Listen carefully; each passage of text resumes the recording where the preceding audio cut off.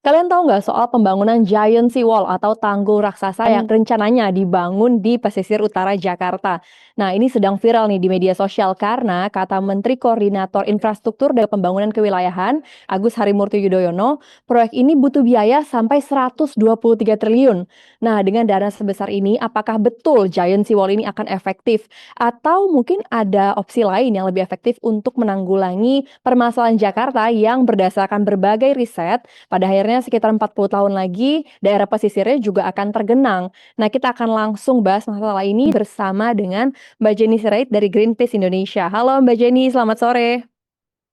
Halo, selamat sore Mbak. Oke, Mbak Jenny gimana kabarnya Mbak? Baik, Mbak gimana kabarnya? Kabar baik Mbak. Nah Mbak Jenny, sore ini kita mau ngobrol-ngobrol dong sama Mbak Jenny sebagai perwakilan dari Greenpeace terkait dengan Mm-mm. pembangunan Giant Sea Wall di Jakarta Utara nih Mbak. Katanya kan ini fungsinya untuk menanggulangi banjir, maksudnya menahan banjir ya Mbak di wilayah Jakarta Utara dan mencegah ancaman penurunan permukaan tanah. Tapi kan berdasarkan banyak riset, Jakarta Utara pun sekarang sudah mulai mengalami penurunan permukaan tanah ya Mbak. Ada yang katanya bahkan sudah di bawah permukaan air laut. Hmm, Nah, untuk itu kita akan bahas seberapa penting sih sebenarnya pembangunan tanggul ini kalau dari sisi lingkungannya ya, Mbak. Karena kan ya, memakan dana nggak sedikit ya, Mbak, cukup besar ini betul, dananya. Besar betul. banget sih menurut saya bahkan dananya. Oke, Mbak Jenny, saya mau nanya dong, bagaimana sih Mbak menilai kondisi lingkungan di pesisir utara saat ini?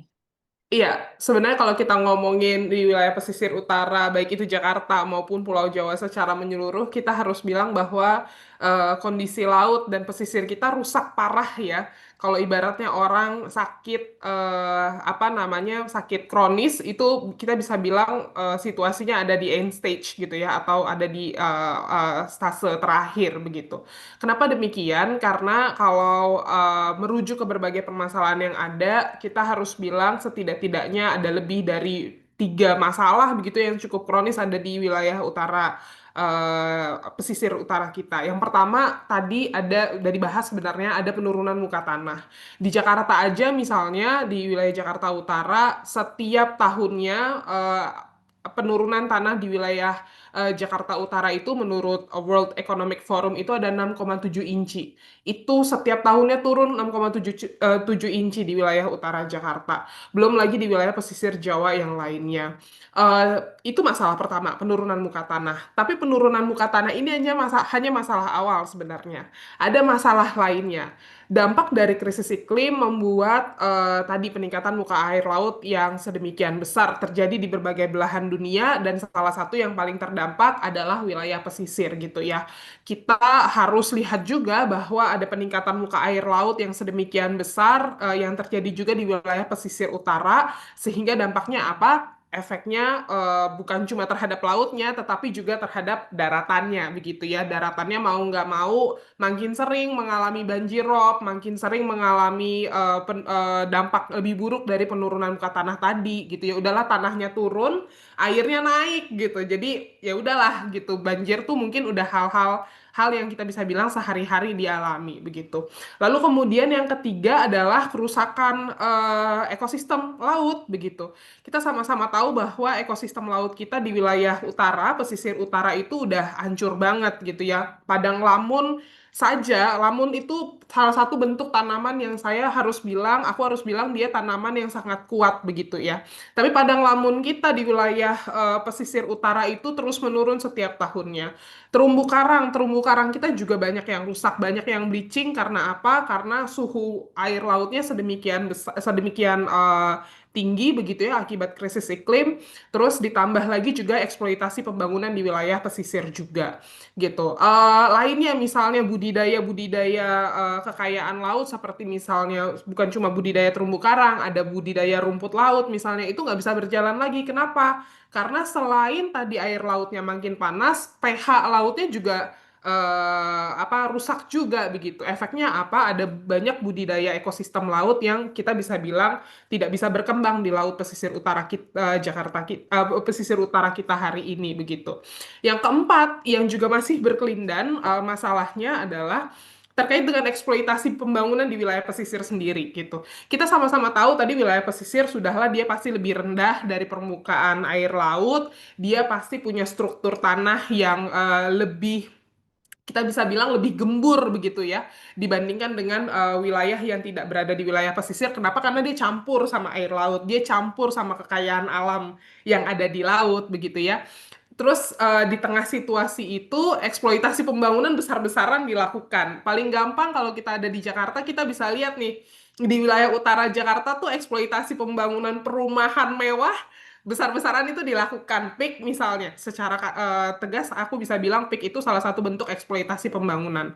Lalu yang tadi yang juga sudah disinggung, Giant Seawall gitu. Giant Seawall ini kan dia dibangun dengan menggunakan beton, semen, segala jenis bahan bangunan berat begitu ya, yang akan dibangun di wilayah pesisir. Kita bayangkan beban tanah dan beban lautnya akan semakin besar juga dialami. Belum lagi tadi apa namanya pembangunan Giant Seawall itu sendiri tentu akan membebani ekosistem laut kita juga gitu. Lainnya misalnya bentuk eksploitasi pembangunan lainnya itu ada reklamasi. Kita sama-sama tahu pesisir utara kita itu dengan sengaja dirusak dengan reklamasi. Reklamasi sendiri udah banyak riset menunjukkan dia mengubah arus laut, dia kemudian juga berdampak pada tingginya ombak, dia berdampak juga pada abrasi di wilayah sisi pantai yang berlawanan. Itu udah banyak riset yang menunjukkan hal itu, tapi tetap dieksploitasi pada akhirnya gitu. Jadi kita bisa bilang bahwa kalau ditanya kondisi utara, pesisir utara kita seperti apa, setidak-tidaknya 4 masalah kronik itu membuat wilayah pesisir utara kita ada di end stage gitu ya, ada di situasi end stage dan nggak heran kalau katanya banyak riset menunjukkan bahwa di 2045-2050 wilayah pesisir utara setidak-tidaknya wilayah Jakarta akan tenggelam begitu. Karena itu bukan hoax gitu ya, banyak riset menunjukkan hal tersebut dan patut kita khawatirkan ke arah sana begitu. Oke Mbak, dengan tadi kondisi Jakarta itu sudah ada di end stage khususnya di wilayah bagian pesisir itu ya Mbak, dan juga tadi Mbak menyebutkan masalah-masalah lain yang memang sudah kronis juga nih untuk Jakarta. Jadi Benar. kira-kira seperti, urgensinya Mbak atau seberapa mendesak sih pembangunan dari Giant Seawall ini? Karena kan memang ada penurunan, permukaan tanah, tapi ada masalah-masalah lain yang akan timbul kalau Giant Seawall ini dibangun. Ya, sebenarnya ini harus dilihat secara komprehensif begitu Mhm. ya, Mbak Graciela. Kalau kita bisa bilang didorongnya sebenarnya adanya yang digadang-gadang, sorry, sesuatu yang selalu digadang-gadang oleh pemerintah untuk menjual proyek Giant Seawall ini adalah banjirop yang terus terjadi di wilayah pesisir utara, kan gitu. Jadi karena banjirropnya makin parah, maka kita perlu melakukan betonisasi. Supaya apa? Supaya air lautnya nggak masuk gitu ya. Tapi apakah benar ini solusi yang solutif sebenarnya? Atau kita sebenarnya sedang menyelesaikan masalah dengan masalah baru gitu ya? Saya kasih contoh yang paling gampang kita lihat. Betul bahwa Giant Seawall yang mau direncanakan proyek strategis nasional ini baru akan masuk dalam proses perencanaan. Tapi apakah pembangunan tanggul-tanggul itu tidak pernah dilakukan di wilayah pesisir Jakarta sebelumnya? Sudah pernah gitu. Misalnya saja di wilayah Marunda Pulau, kita tahu tuh udah ada tanggul di pinggiran pemukiman warga yang udah dibangun sekitar 6 sampai 7 tahun yang lalu. Lalu kemudian 3 tahun yang lalu ternyata tanggul itu mau nggak mau dia pasti akan makin turun. Kenapa makin turun? Karena bebannya berat. Itu kan beton ditaruh di wilayah pasir, mau nggak mau betonnya turun, air lautnya naik karena krisis iklim yang semakin parah, balik lagi akhirnya banjirropnya terjadi lagi. Solusi yang dikeluarkan sama pemerintah apa? Dengan setelah tanggul yang sebelumnya dibangun itu tidak bisa menjadi solusi lagi, ditambah tinggi tanggulnya gitu. Dan itu akan terus terjadi, terus terjadi, terus terjadi mungkin sampai kiamat begitu ya. Kenapa? Karena pada akhirnya tanggulnya seolah-olah jadi solusi utama gitu. Lalu apakah Giant Seawall ini hal yang baru? Saya harus bilang ini bukan hal yang baru gitu. Ini proyek strategis nasional yang baru digadang oleh pemerintah pusat, ya. Tapi apakah solusi ini sudah pernah dilakukan dan tidak jadi solusi dan tidak solutif? Ya juga gitu. Dan itu sudah dilakukan gitu ya di wilayah pesisir Jakarta. Nah ini kan sebenarnya jadi kayak seolah-olah ada solusi yang baru padahal solusi lama yang nggak berhasil kecil gitu ya. Itu satu hal. Lalu kemudian juga saya bisa bilang juga begini, apakah kemudian dia menjadi solusi? Itu kan juga jadi clear ya. Apakah kemudian dia jadi solusi atau tidak? Ya tadi gambarannya, bayangkan wilayah pesisir yang tanahnya lebih gembur, daya tahannya lebih rentan, itu ditaruh beton di atasnya gitu. Dibebani beton berkilo-kilometer dengan tujuan apa? Mengurangi tadi banjirop. Iya, banjiropnya berkurang sebentar. Sebentar saja begitu. Begitu nanti tanahnya makin turun, air lautnya makin tinggi karena krisis iklim dan eksploitasi pembangunan yang terjadi lagi, harus lagi ditambah lagi tembok lautnya, gitu ya. Giant seawall-nya ditambah lagi, ditambah lagi, ditambah lagi. Ini jadi kayak saya harus bilang kalau kita ngomongin budget, sekarang keluar 123 triliun, ntar 45 tahun lagi keluar lagi tuh, nggak tahu berapa ratus triliun lagi untuk tambah beton. Dengan alasan apa? Oh, udah nggak cukup, udah nggak sanggup lagi menanggung banjirropnya. Itu yang selalu digadang-gadang gitu. Dan seberapa butuh gitu pada akhirnya kita pada Giant Seawall ini, kalau ngelihat urgensi yang dijual ke masyarakat seolah-olah kita butuh banget gitu ya. Harus segera dibangun nih tembok supaya tidak terjadi banjirop yang ya kita bisa tahu dampaknya sangat besar terhadap masyarakat pesisir, terutama masyarakat miskin kota di wilayah pesisir. Tapi bukan berarti dia jadi solusi tunggal dan permanen harusnya gitu.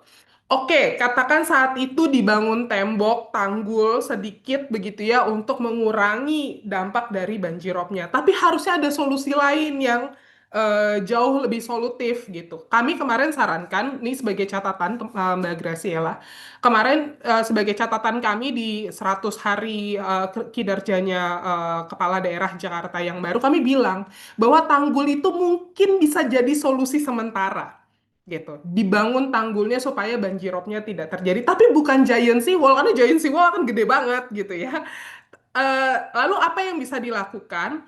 Selama proses tanggul itu bisa menahan banjirop untuk sementara waktu, di waktu yang bersamaan, budidayakan mangrove besar-besaran di wilayah di mana tanggul dibangun juga. Jadi dia dibikin sejajar begitu ya, atau berdiri sejajar begitu. Ada jaraknya, ada jarak khusus. Pada varietas mangrove tertentu dia butuh 20 meter dari tembok, ada macam-macam lah itu secara teknis gitu ya. Tapi ketika mangrove itu dibudidayakan, tujuannya apa? Mangrove itu punya kemampuan yang sangat baik untuk menyerap timbunan tanah, Mbak. Jadi kalau kita tanam mangrove gitu ya, sekarang mungkin dia nggak kelihatan tuh efeknya apa. Entar 15-20 tahun lagi dia sudah muncul sebagai mangrove yang besar, tapi di waktu yang bersamaan dia menarik timbunan baru, timbunan pasir baru. Itu yang biasa kita sebut sebagai reklamasi alami dari budidaya mangrove.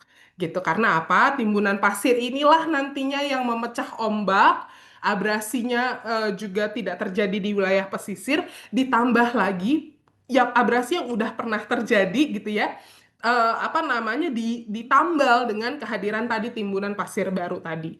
Nah, ketika tadi temboknya turun, makin turun, air lautnya makin naik, kita nggak perlu tambah lagi nih tembok.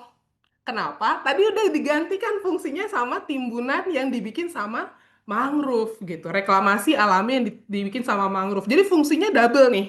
Kalau kita main game nih double kill banget nih gitu ya. Satu dia memecah ombak karena dia menimbulkan timbunan baru. Yang kedua dia jadi reklamasi alami menggantikan abrasi yang sudah terjadi selama berpuluh-puluh tahun gitu. Itu yang kemudian kami sarankan sebenarnya. Balik lagi soal pertanyaan, seberapa urgent? Mungkin urgent, tapi nggak perlu dibikin giant seawall gitu besar-besaran karena hanya akan buang-buang duit, proyeknya mahal, solusi palsu, tanpa mempertimbangkan situasi kebutuhan masyarakat di pesisir. Sedikit lagi yang juga berkaitan masih dengan Giant Seawall tadi, Giant Seawall ini dia punya efek yang cukup besar sebenarnya buat ekosistem laut. Kenapa bisa dibilang dia punya efek yang cukup besar buat ekosistem laut? Bayangkan di wilayah pesisir itu kan harusnya ditanami apa sih kalau kita belajar waktu kecil?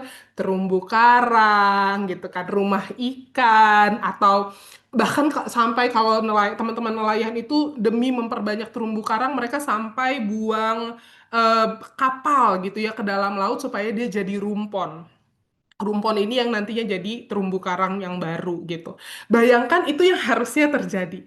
Terus tiba-tiba terumbu karang yang ada dihancurkan demi bangun beton di atasnya gitu. Ini kan clear jadi merusak ekosistem yang ada di lautnya, merusak rumah ikannya, merusak sumber pendapatan warga juga lewat terutama teman-teman nelayan dan pembudidaya kerang misalnya. Kalau di Jakarta Utara ada pembudidaya kerang hijau. Itu pasti akan sangat terdampak oleh situasi itu begitu.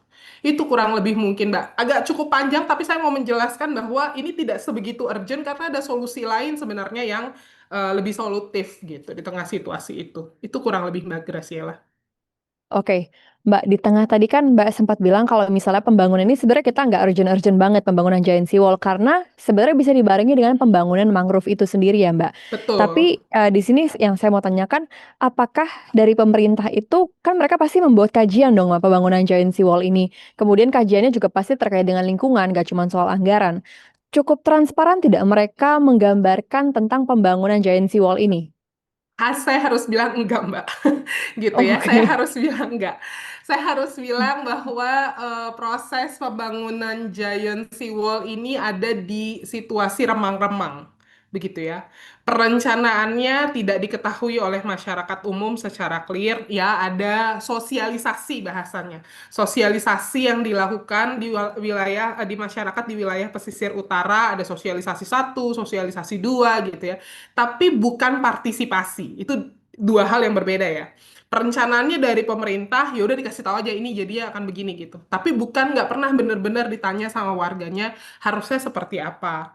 Pernah nggak misalnya ada kajian ahli yang dipaparkan ke warga soal kondisi lingkungannya? Saya harus bilang sepanjang kami mendampingi warga di wilayah pesisir utara, kami tidak menemukan ada warga yang mendapatkan keterangan dari ahli harusnya seperti apa gitu. Bahkan ini saya buka-bukaan saja, beberapa waktu yang lalu ada pihak-pihak yang kemudian ngundang Greenpeace untuk menjelaskan hal teknis yang tadi saya sampaikan gitu.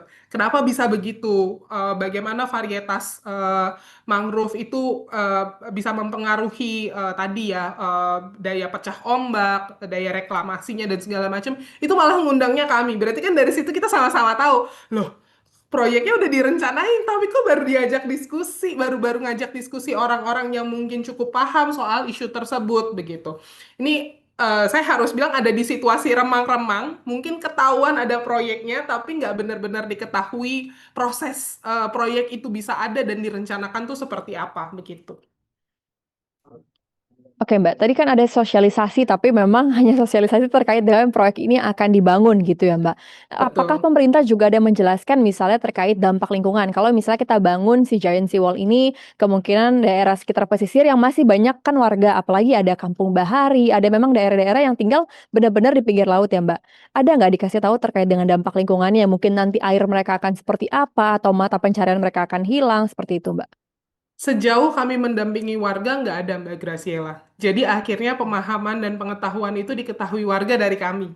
Orang-orang yang sehari-hari riset, bekerja bersama warga, lalu kemudian juga ya riset lah ya terutama dan kampanye juga terkait dengan kondisi lingkungan di wilayah pesisir begitu. Jadi so far sejauh kami mendampingi warga di wilayah pesisir utara, bahkan di pulau-pulau kecil, Kepulauan Seribu begitu ya misalnya, mereka nggak mendapatkan pengetahuan soal itu dari pemerintahnya. Taunya justru malah dari kami, pemahamannya justru malah jauh lebih clear dari kami gitu. Dan itu juga yang pada akhirnya membuat warga yang udah ngerti menolak gitu pembangunan Giant Sea Wall ini gitu.